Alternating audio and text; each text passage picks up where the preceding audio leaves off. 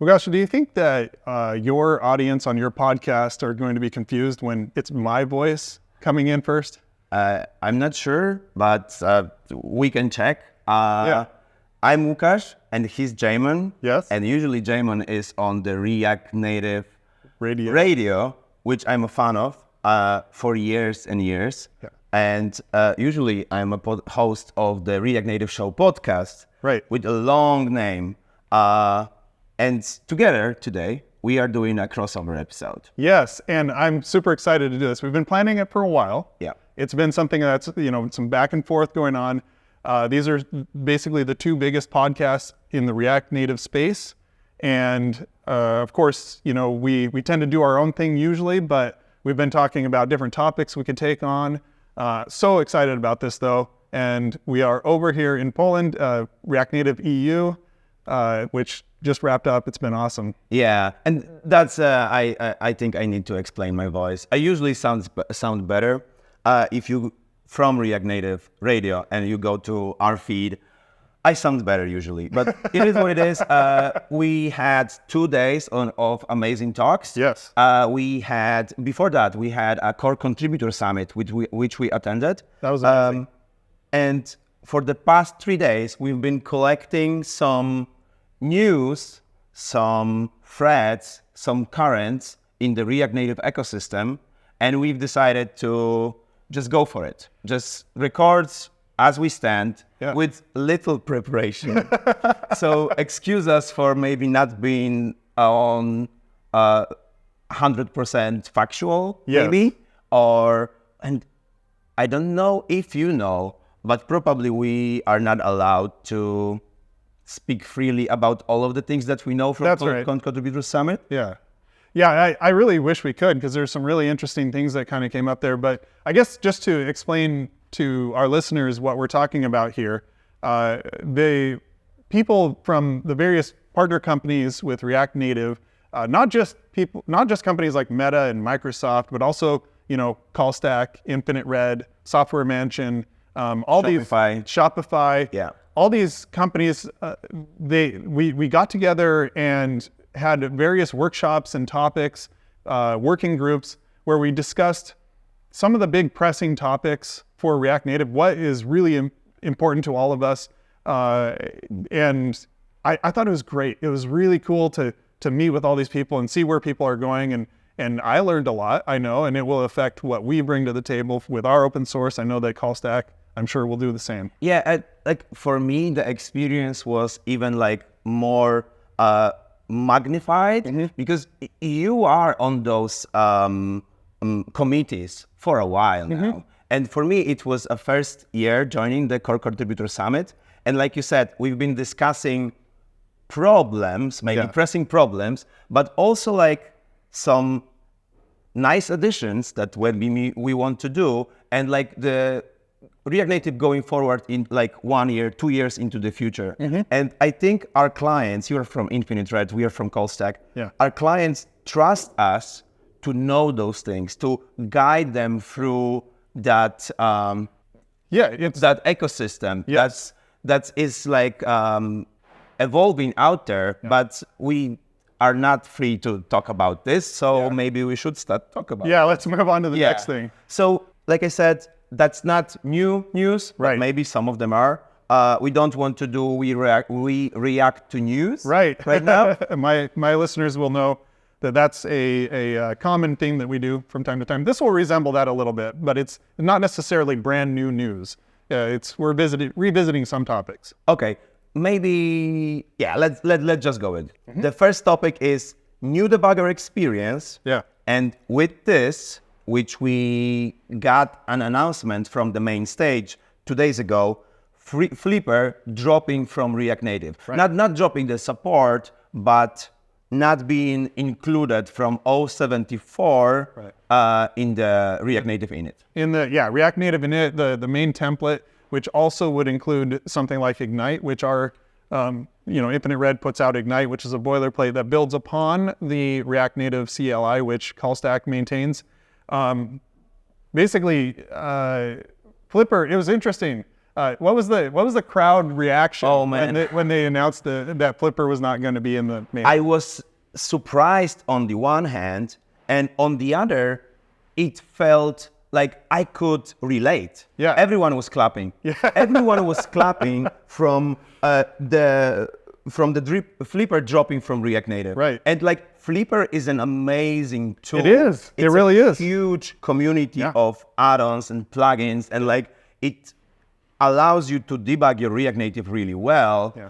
But it has a lot of issues. It does, and that's the thing. Like, you wouldn't think that we would be clapping, applauding the removal of a debugging tool when that's actually we need more of. We need more debugging tools. We need more tools. But the problem with Flipper was that it was very invasive. It did things like extend your build times a lot of times. It would not work in certain cases. It would sometimes make your app not work when you weren't even trying to use Flipper. Yeah. And it would be unresponsive sometimes. I don't want to, get on the Flipper team. That was never really their priority. They were a native debugging tool, native performance tool. And we were really grateful to get a support for React Native a few years ago. But bundling it by default created a lot of problems for a lot of people, especially for those that didn't want to use Flipper. That's right. Didn't want to have anything to do with it. And like you said, React Native drops one tool from default, but they're giving us something in exchange for that. That's right. And that's the new debugger. And the new debugger is going to be based on Chrome Debugger, which a lot of people are more used to. It's more of a web tool. Yeah. But it will connect into React Native and allow you to debug using the most familiar tool that you can have, which is the Chrome Debugger. I really like this. I like this step. It's a move in the right direction. Of course, Infinite Red has put out Reactatron for a long time, which is a cool tool. It has a few things built into it, including logging and network inspector, state inspector. It has some performance tools built in. They're fairly minimal, but they're in there. I think what you also have is the overlay on top of the that's right. Yeah. It's so good. You can put an image, like a screenshot of what the designer wants. It's a way to do a pixel perfect design. Yes, exactly. So there's some cool tools there, but we haven't invested a ton into Reactatron. So there's much more that needs to be brought to the table, and really Chrome Debugger is going to be that.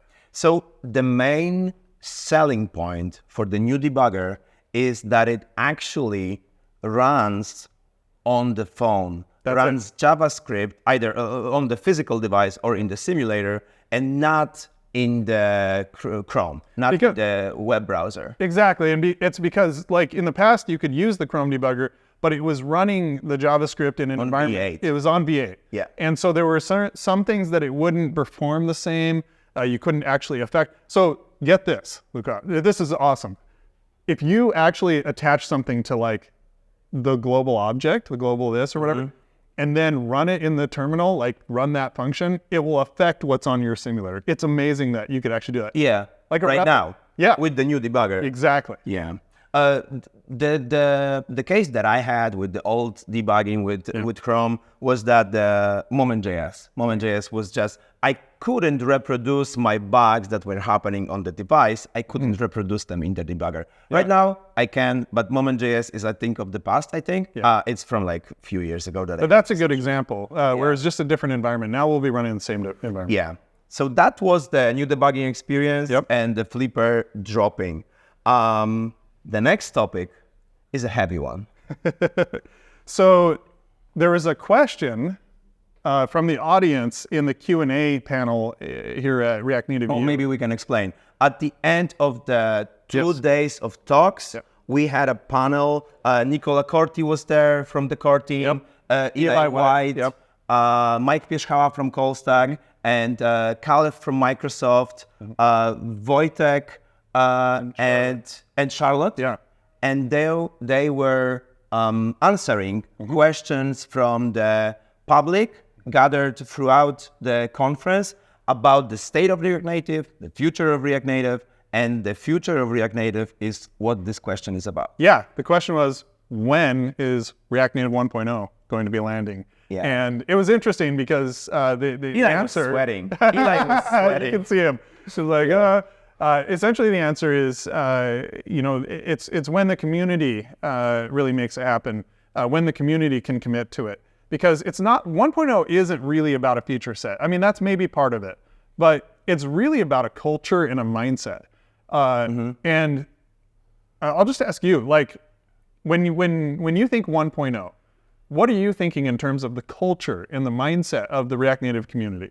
So exactly what Eli, I'm going to echo what he said on the stage. He said, we don't want to just give you a number, because if nothing changes with that number, the number doesn't matter.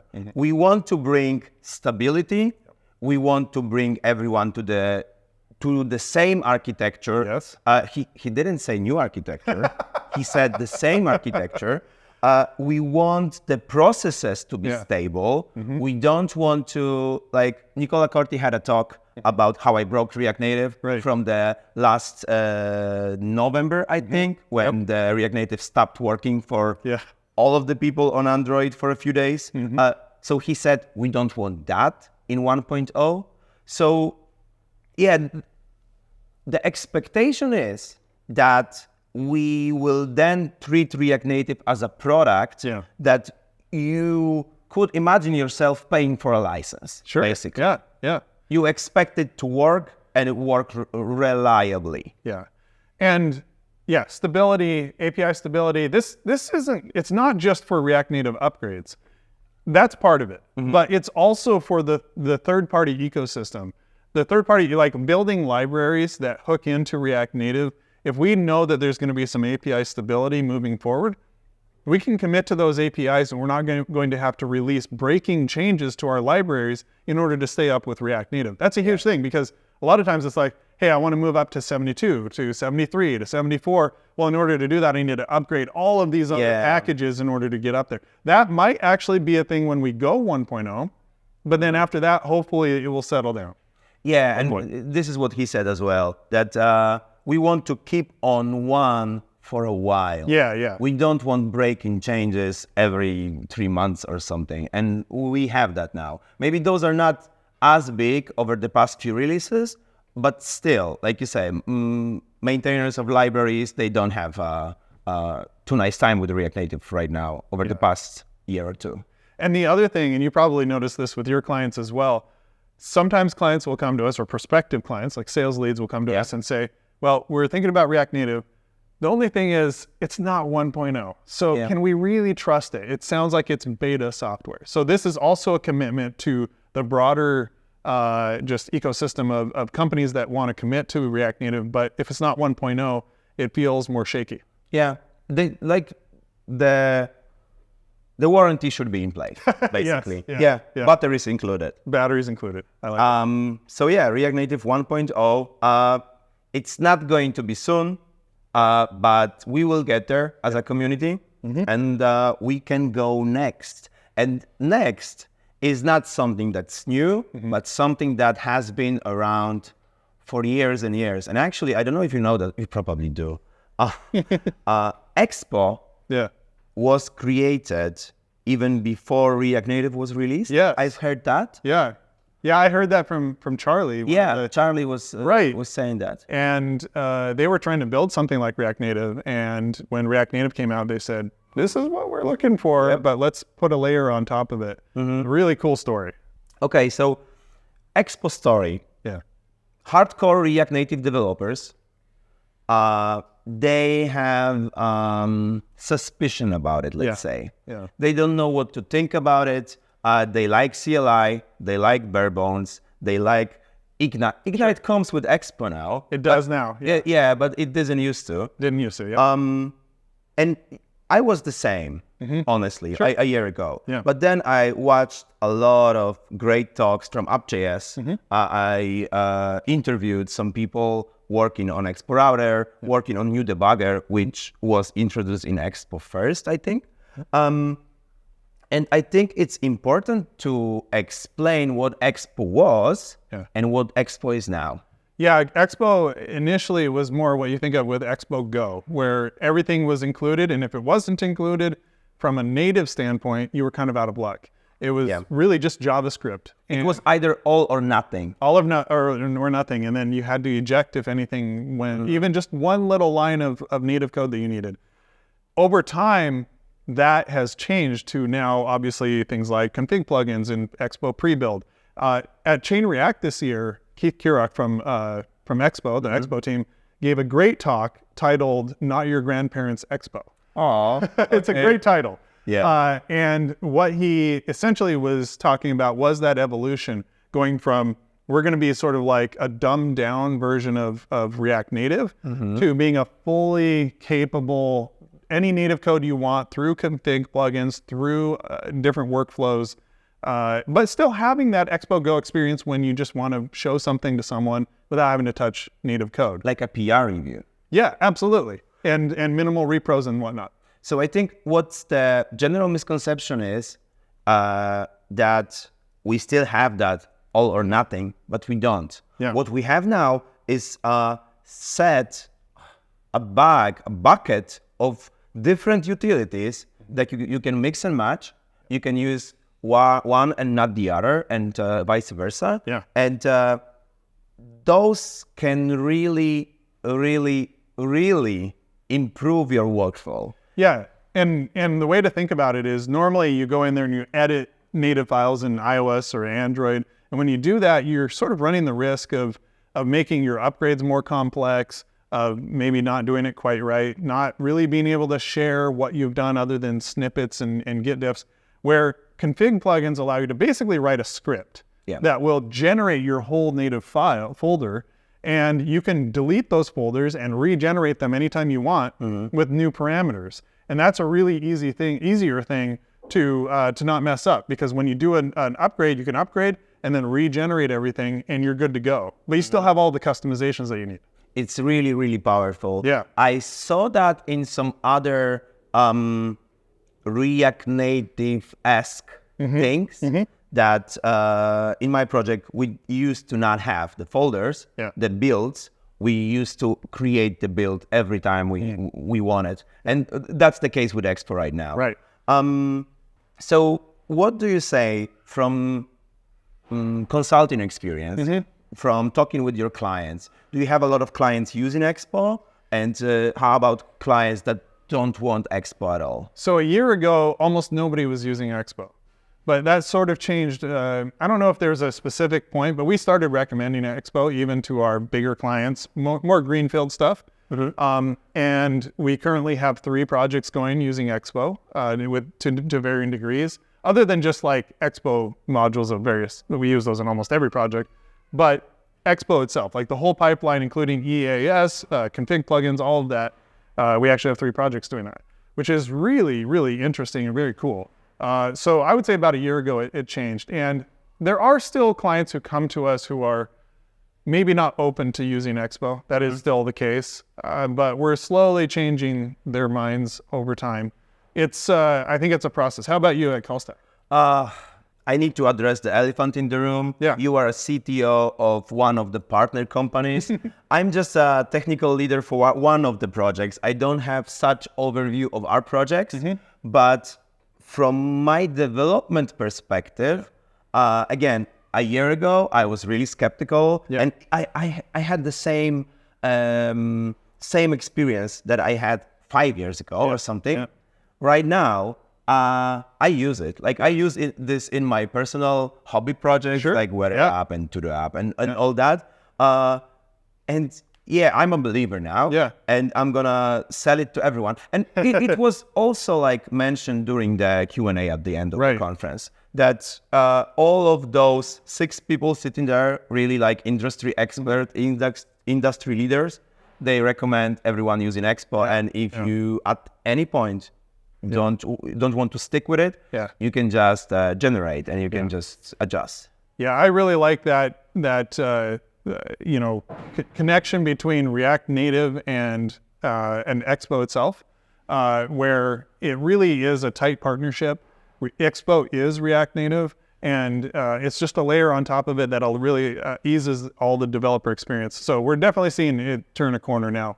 And there's really no downside. Like there are certain things, maybe some trade-offs, but you don't have to use EAS. You know, you don't have to, like, that's how Expo makes pay for it. Right, yeah. It's free. It's open source. They have tons of open source. They have tons of third-party plugins that are really well maintained. So yeah.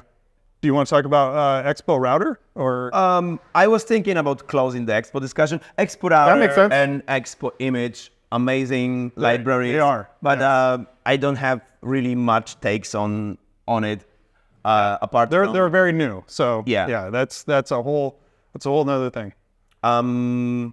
Next topic, which is new. I knew about this a few months ago. Yeah. And actually talking with some very, very smart people in the networking around coffee table, I spoke with someone who just found it in the repository of Hermes. Yeah, because it's been actually public, but sort of like hidden in plain sight. Yeah. For a while. Because who is going through the Hermes repositories looking for new branches? Right. And the branch name was Static Hermes. Static Hermes. Yeah. And that's And what we we're got an announcement just today. And I couldn't be on the talk. I know some things about it. Yeah. I couldn't be on the talk. So if you can please let me know what Svetan was talking about. So it's a fantastic talk. You should definitely watch it if it's out on YouTube by the time this lands. But essentially what Static Hermes, so Hermes itself is an interpreter. It's like a JavaScript engine, and it converts JavaScript into bytecode and then runs that bytecode. But it's still an interpreter. It's not running like native machine code. Yeah. What Static Hermes is native machine code. It's not converting it to bytecode. There's no interpreter. It's running as is. It's standalone. And it's using JavaScript, specifically TypeScript or Flow. And the reason it needs TypeScript, you can't just use JavaScript, is because it needs all that type information in order to compile to... That's one of the things that's very hard about JavaScript. Like compile, you might wonder, like, why don't we have a static version of JavaScript? Like, why can't you just compile it down?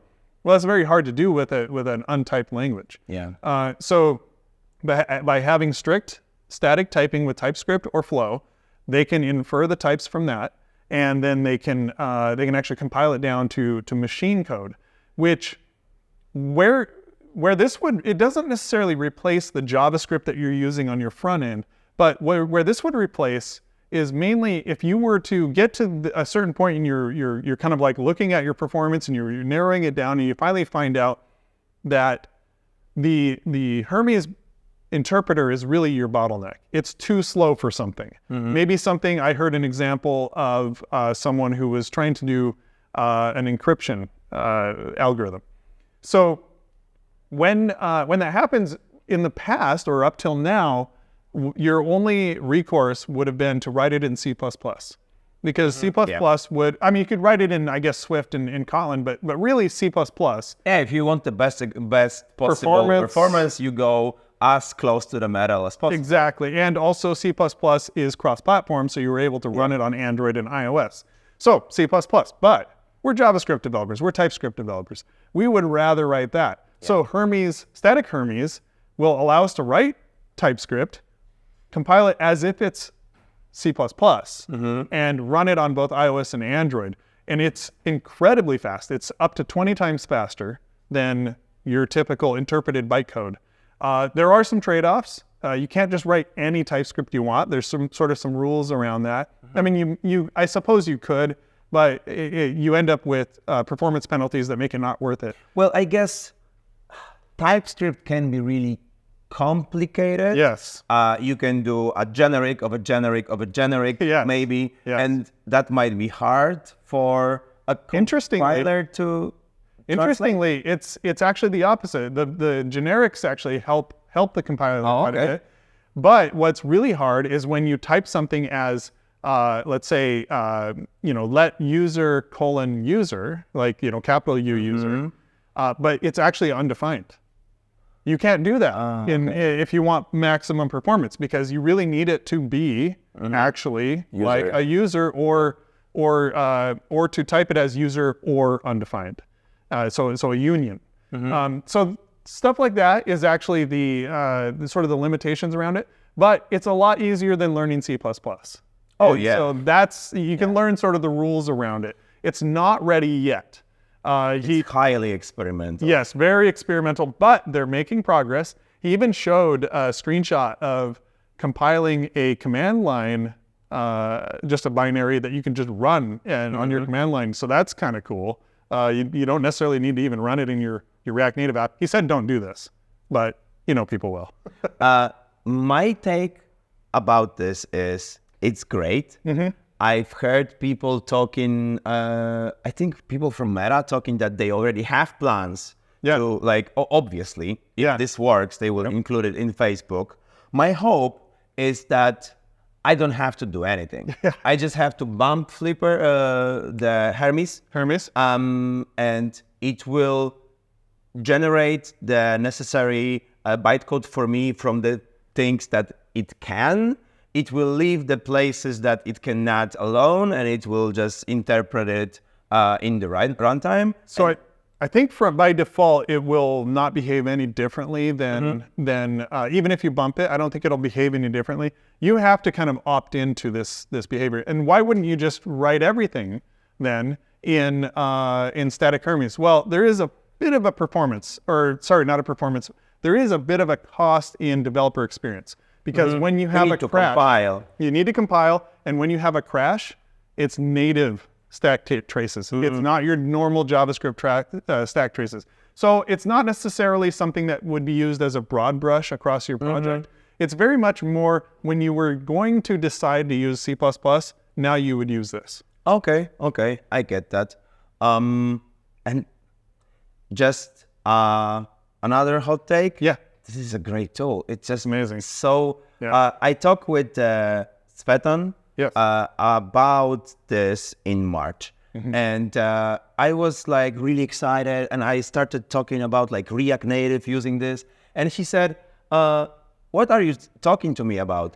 I'm not a React Native developer. I do this. I do compilers. Like this is my word. I don't I'm not sure if he said that I don't even know React Native, but like, his job is to find all of these like places where he can make Hermes as good as possible. And like this static Hermes is just mind-blowing.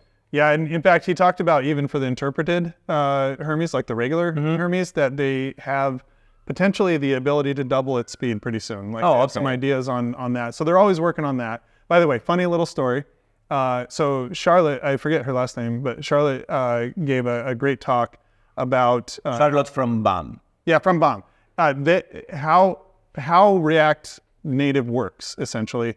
How React works. I loved it. It was great. And Svetan told her after I was standing there with him, and he said, now I know how React Native works. Okay.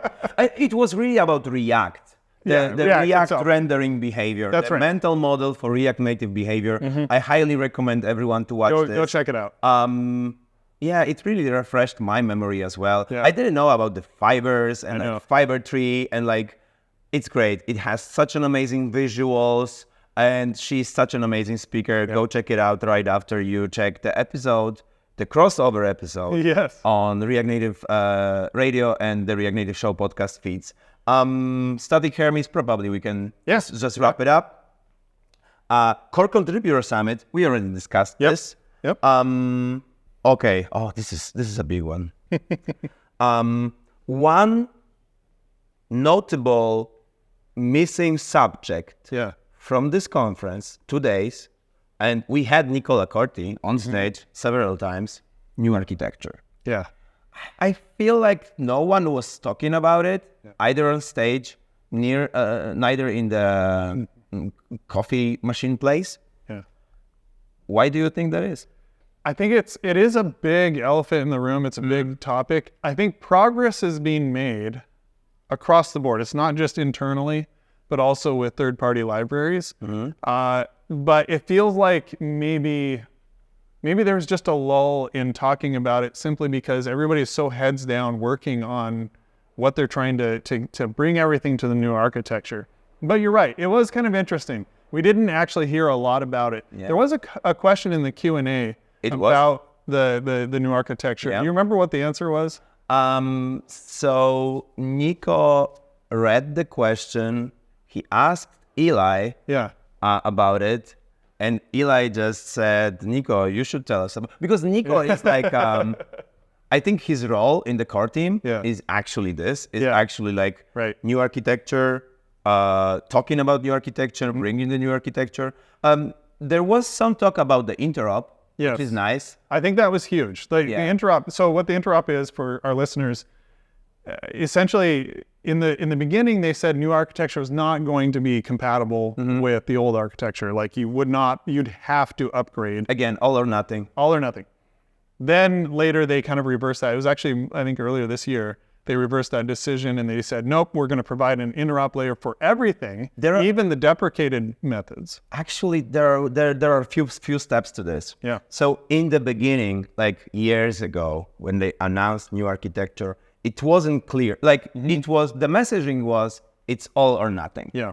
Then if you were watching the React Native community closely, you would see that the new architecture was in the working groups, in the talks, but some libraries like started to use it in just React Native, in just products like Reanimated.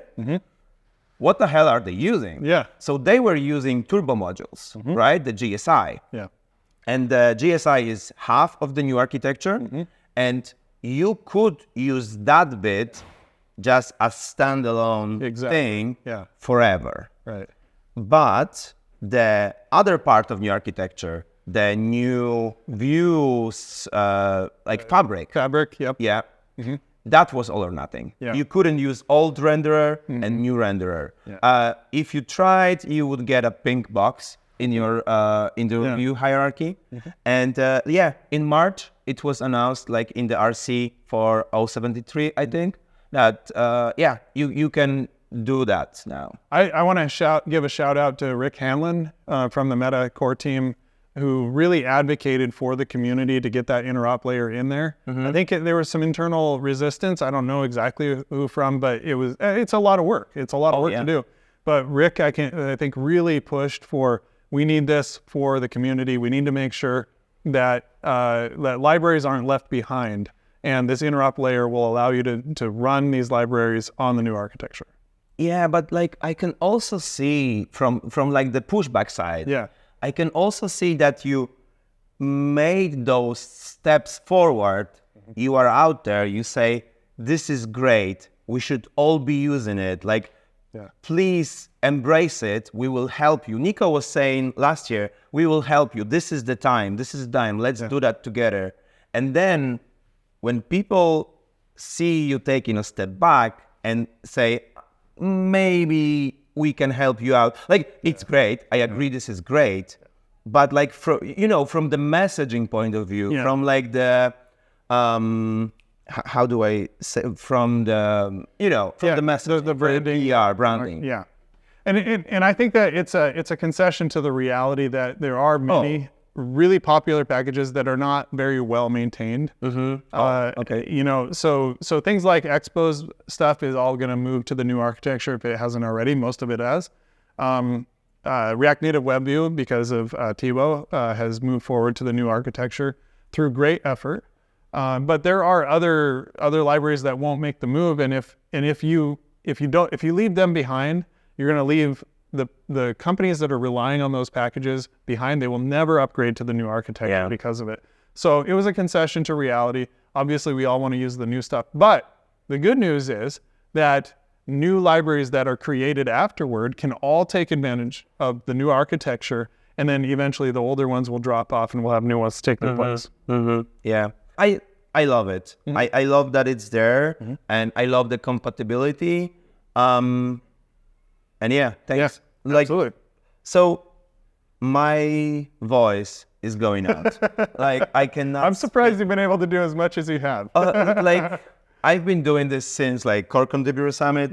One first day of the conference, I did a keynote. Today we had Gunter Steiner. I did the Q&A. Like, just the networking with people. I cannot just sit out there and like don't talk. I have to talk with people like you, with people like Nico, all of those. Is this your last speaking engagement of the evening, though?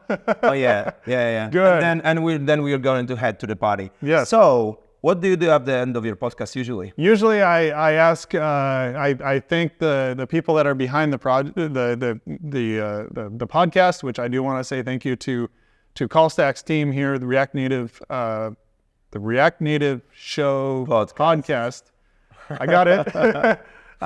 Production team, and as well as thank you, Łukasz, for helping kind of push this together, because I really wanted to do this once I came here to Warsaw. What I then do is I ask Robin usually if she has a dad joke, but since she's a mom, it's a mom joke. Okay. But we don't have a mom joke available here. Yeah, so, and also like, I'm tired and my joke would not be funny. And I want this episode to be as good as it possibly can. Yeah. I wanted to do it for a long, long time. Yeah. I'm a huge fan and a listener of React Native Radio. Mutual, absolutely. Since I was a junior developer starting with React Native. I love it. This podcast gave me a lot of things that I could then talk with my colleagues at the companies that I've been with back then. At the end of our show, your show, I usually do this. I usually do the brief, like what we discussed about, I do the thank you, and I say that I'm a huge fan, and I am, and I use your products. I use Ignite. Yeah. So Very cool. let me do that. Go ahead. This was a crossover episode of React Native Radio and the React Native Show podcast. We discussed the conference that we are at right now. We discussed some of the current trends, current themes, new things, old things from React Native community, which we are a part of. And we just had an amazing conversation. I absolutely love the people at Callstack. We have a great relationship, and we have for many years now, probably 6-7 years now, something like that. It's so awesome to have what I consider a sister company across the Atlantic, and so it's fantastic to do this. Really awesome. Thank you so much for Thank you.